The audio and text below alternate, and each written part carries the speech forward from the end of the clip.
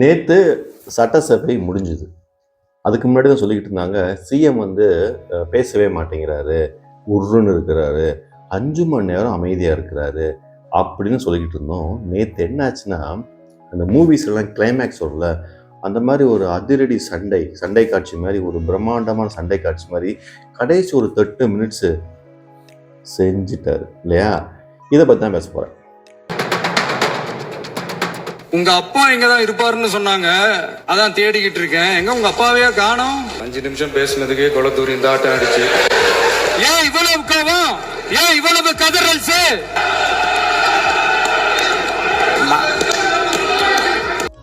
நீங்க நிறைய விஷயங்கள் பார்த்தீங்க அப்படின்னா, இப்போ நடக்கிற அரசியல்ல யாராலையுமே ஏற்றுக்கவே முடியல.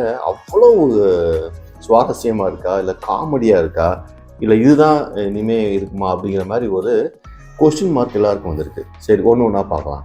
இப்போ என்ன அப்படின்னா, எதிர்கட்சி தலைவர் ஒரு பக்கம் பேசுகிறாரு, முதல்வர் பேசவே இல்லை, எப்பயாவது பேசுகிறாரு. அப்போ இந்த காம்பினேஷன் வந்துட்டு எப்படி இருக்குது அப்படின்னா, 3 நாள் 4 நாள் நீங்கள் சட்டசபை வச்சாலும் எதுவுமே பேச மாட்டேன், கடைசியில் ஒரு அரை மணி நேரம் நான் எனக்கு தெரிஞ்சதை பேசுவேன் அப்படின்னு சொல்லிட்டு சூப்பராக எழுதி வச்சதை பேசிட்டு போயிட்டார் நம்ம சிஎம். அது என்ன சுவாரஸ்யமான விஷயம் அப்படின்னா, எங்களுக்கு ஆட்சி பண்ண தெரியலையா, நாங்கள் உங்கள் தயவில் இருக்கிறோமா அப்படின்னு சொல்லி சில விஷயங்களை நேரடியாக எப்படின்னா, நான் எதிர்பார்க்கவே இல்லை இவ்வளோ ஆக்ரோஷமாக பேசுவாருன்னு சொல்லிட்டு. அவ்வளோ சாதுவாக இருக்கிறார், திடீர்னு சாது மிரண்டுறாரு.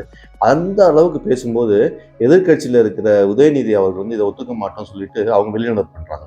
வெளிநடப்பு பண்ணும்போது பார்த்தீங்க அப்படின்னா, கடைசி ஒரு 15 மினிட்ஸோ 10 மினிட்ஸ் நினைக்கிறேன், நம்ம இவங்ககிட்ட நடுவர்கிட்ட கேட்டுட்டு நான் ஒரு செய்கை செய்யலான் இருக்கேன், செஞ்சுக்குவா அப்படின்ட்டு ஒரு செய்கை செய்கிறாரு. அதுதான் இன்னைக்கு வந்துட்டு பயங்கரமான ட்ரெண்டிங் விஷயமா இருக்குது.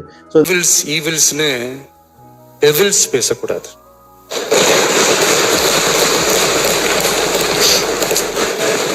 அவங்க இருந்திருந்தா ஒரு ஆக்ஷன் பண்ணணும்னு எனக்கு தோணுச்சு. எல்லாரும் போயிட்டாங்க. இல்ல பர்மிஷன் பண்ணலாமா? இப்பவும் பண்ணலாம், ஒன்றும் தப்பு இல்லை.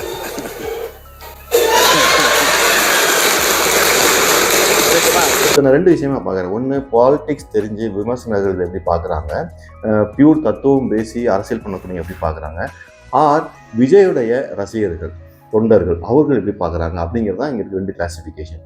எனக்கு என்ன ஆயிடுச்சு, திடீர்னு எல்லா டைப் ஆஃப் பீப்புளும் பேசுகிறோம், நம்ம சோஷியல் மீடியாவில் இருக்கிறோம், அவங்க எல்லாத்தையுமே மறக்கடிச்சிட மாதிரி என்ன பண்ணாரு, ஒரு மாயாஜால வித்தை மாதிரி என்ன பண்ணிட்டாரு, இந்த லாஸ்ட் ஒரு 20 மினிட்ஸ் பேசிட்டு இவ்வளோ செய்கை செஞ்சு போயிட்டார் இல்லையா? அதுதான் இன்னைக்கு ட்ரெண்டு.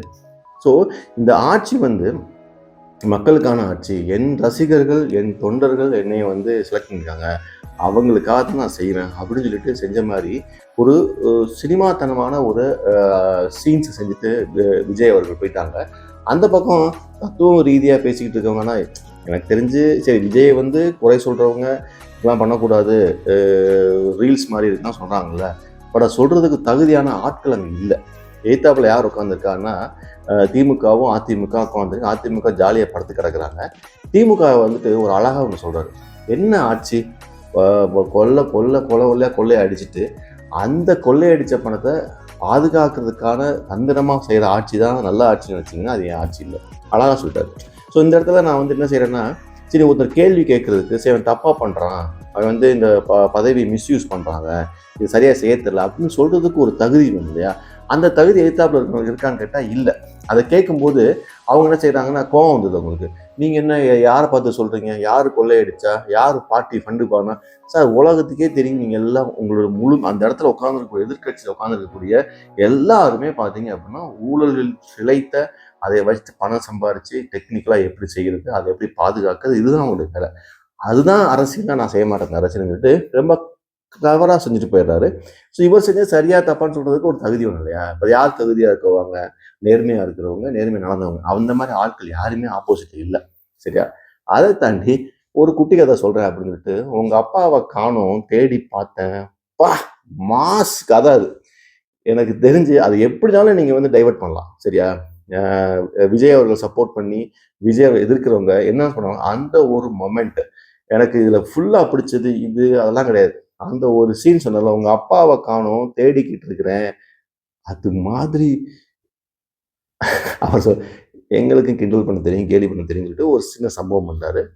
அதான் சொன்னேன், எய்தாப்புல இருக்கவங்க இது தவறு அப்படின்னு நம்ம சொன்னோம் அப்படின்னா, எய்தாப்புல இருக்கவங்க என்ன பண்ணாங்கிறத மேட்டர்ஸ். நீங்க வந்து கண்ணாடி மாதிரி தான் பிரதிபலிக்கிறாங்க. அப்போ அந்த ஒரு மொமெண்ட், அந்த ஒரு குட்டி கதையில சொல்ற விஷயம் வந்து அவ்வளவு சூப்பரா இருந்தது. இத நெறைய பேர் ட்ரோல் பண்றாங்க. இல்லப்பா அந்த பையன் திருப்பி சொன்னான், எங்க அப்பா வந்து ஒரு நடிகையோட போயிட்டாரு. நாங்க அவர தேடிக்கிட்டு இருக்கோம். இல்ல அவங்க அப்பா வந்து எங்க அம்மாவ விட்டுட்டு போயிட்டாரு. மனைவி இதெல்லாம் பெர்சனல் அட்டாக்ஸ் வரதான் செய்யுது. அதெல்லாம் நம்ம ஸ்டாப் பண்ணவே முடியாது. ஸோ இந்த மாதிரி தொடர்ந்து நீங்க பேசலாம். ஆனா, அந்த மொமெண்ட் தான் வந்து மொமெண்ட். ஓகே. இத வந்து நீங்க எதிர்க்கட்சி உதயநிதி பயங்கரமா பேசுறாரு, ஸ்பான்டேனியஸா பேசுறாரு, தொடர்ந்து பேசலாம் அதெல்லாம் கிடையாது. கடைசில 20 நிமிஷத்துல எல்லாத்தையும் காலி பண்ணிட்டு போயிட்டாரு. ரைட்டா? சாது மிரண்டால் காடு கொள்ளாதும்பாங்கல்ல, அந்த மாதிரி 20 நிமிடத்துல என்னென்ன எல்லாத்தையும் சேர்த்து வச்சு அழகா பேசி விட்டுட்டு போயிட்டாரு. அது சினிமாத்தனமா இருக்குது, ரீல்ஸ் பண்ற மாரி இருக்கு. எல்லாம் இருந்தாலும், இன்னைக்கு அவருக்கு மக்கள் ஓட்டு போட்டாங்க, ரசிகர்கள் ஓட்டு போட்டாங்க, தொண்டர்களா மாறுனாங்க. அவர்களை சாட்டிஸ்ஃபை பண்றது என்ன செய்றாரு. சரியா? நீங்க பெரிய தத்துவங்கள் பேசுவது, தத்துவத்தின் அடிப்படையில் பேசுவது அதெல்லாம் அடுத்த அடுத்த கட்டம். இவருடைய பாலிசியே ரசிகர்களை சாட்டிஸ்ஃபை பண்ணுவது, ரசிகருக்காக படம் பண்ணுவது மாரி ரசிகருக்காக சட்டசபையை வந்து ரொம்ப சுவாரஸ்யமாக்கிட்டு போயிட்டாரு. ஸோ இந்த மாதிரி குட்டி கதைகள் தேவையில்லாம பேசி பர்சனல் அட்டாக் வந்து அதை தாங்க முடியாம வெளியே போயிட்டாங்க. அதற்கு பிறகு என்ன ஆச்சு அப்படின்னா, நம்ம சிஎம் அவர்கள் வந்துட்டு பேசும்போது ஒன்று சைலண்ட்டு, இல்லைன்னா உச்சகட்டம். கேட்டா அந்த சைலண்ட் உச்சகட்டத்துக்கு பார்த்தீங்கன்னா, தொடர்ந்து வந்து ஒரு மாதிரி ஆக்ரோஷமா பேசுறாரு. கேட்டதுக்கு, "இல்ல வெளியே நிற்கிறாங்க அவங்க. அவங்களுக்கும் கேட்கணும். அதனால சத்தமா பேசுறேன்னு" சொல்லிட்டு சில ஹிண்ட்லாம் கொடுக்குறாரு. ரைட்டா? ஸோ இதற்கு முன்னாடி என்ன நடந்துச்சு அப்படின்னா, அந்த சபாநாயகர் என்ன செய்றாரு, யாரும் வந்து உருவ கேலி பண்ணக்கூடாது, எந்த ஆக்ஷன் பண்ணக்கூடாது அப்படிங்கிறாரு. ஆனா விஜய் அவர்கள் பெர்மிஷன் கேட்டு நான் ஒரு ஆக்ஷன் பண்ணிக்கலாமான்னு கேட்கும்போது, நீங்க பண்ணிக்கலாம் அப்படிங்கிறாரு. ஸோ இதெல்லாம் வந்து அந்த சபையிலேயே முரண் நடந்தது அப்படிங்கிறத நம்ம பார்க்குறோம். கரெக்டா? ஸோ சிஎம்ஐ தாண்டி எதுவும் கிடையாது. சிஎம்க்கு இதைத்தான் நீங்க நோ சொல்ல முடியாது இல்லையா? அவர் வந்து ஸோ சிஎம் கேட்டோன்னே ஓகே சொல்லிட்டாரு சபாநாயகர். அவர் பண்ணிட்டு போயிட்டாரு. ஸோ இப்ப இந்த டிஎம்கே, அதாவது எதிர்க்கட்சியில் இருக்கவங்க, எதிர்க்கட்சி தலைவர், எதிர்க்கட்சியில் இருக்கவங்க எல்லாருமே என்ன செய்வது என்று தெரியாம இருக்காங்க. கடைசி 20 நிமிடத்தில் ஃபுல்லா காலி பண்ணிட்டு போயிட்டாரு. அவர் என்னன்னாலும் சொல்லலாம். உதயநிதி ஸ்டாலின் என்னன்னாலும் சொல்லலாம். ஆனா இன்னைக்கு வந்து எடுபடல. பட் இது சரியா தப்பாங்கலாம் இங்க ஆர்கியூமெண்டே கிடையாது. அந்த மொமெண்ட்டை கேப்சர் பண்ணிட்டு அவர் வீட்டுக்கு போயிட்டாரு. இனிமே அடுத்த சட்டசபை வரைக்கும் இதை பேசிக்கிட்டே இருப்பாங்க, ட்ரோல் பண்ணிட்டே இருப்பாங்க. இது யார் எழுதி கொடுக்குறா, இது யார் செய்ய சொல்றா அப்படிங்கிற ஒரு பெரிய மேஜிக் இருக்குது. ஆனா இவங்களுக்கு ஒரு விஷயம் தெரிஞ்சு வச்சிருக்காங்க. எப்படி எல்லாத்தையுமே கேப்சர் பண்றது. நீங்க நம்ப மாட்டீங்க. நேத்து நான் ஒரு வீடியோ போட்டேன். முந்தின நாள் அவர் பாட்டுக்கு உட்காந்தே இருக்கிறாரு. உட்காந்தே இருக்கிறாரு அப்படின்னு சொல்லிட்டு நம்ம பார்த்துட்டே இருக்கோம். 5 மணி நேரம், 6 மணி நேரம் எந்த ஒரு ட்ரிகருக்குமே வந்து ட்ரிகர் ஆகாம அப்படியே அமைதியாவே இருக்கிறாரு. அதாவது அவர் என்ன தான் நினைக்கும் போது பேசுவேன். நீ என்ன என்னை ட்ரிகர் பண்ண எந்திரிக்க மாட்டேன் அப்படிங்கிற மாதிரி ஒரு பாலிசியில் இருக்கிறாரு. பட் ஓகே, நம்ம வந்து விஜய் அவர்கள் வந்துட்டு இந்த ஒரு தளம் வந்து மிக மிக மிக மிக மிக புதியது. அதில் வந்து இப்படி பண்றாங்க. எனக்கு தெரிஞ்சு இன்னும் டைம் கொடுக்கலாம். கிட்டத்தட்ட 6 மாதம், 1 வருடத்துக்கு கழிச்சு தான் தெரியும் உண்மையா எப்படி வந்து ஆர்குமெண்ட்ஸ் வரப்போகுது, இந்த செயல்பாடுகள் எப்படி வரப்போகுது, என்னென்ன திட்டங்கள் இப்பயே சொல்ல ஆரம்பிச்சிட்டாரு.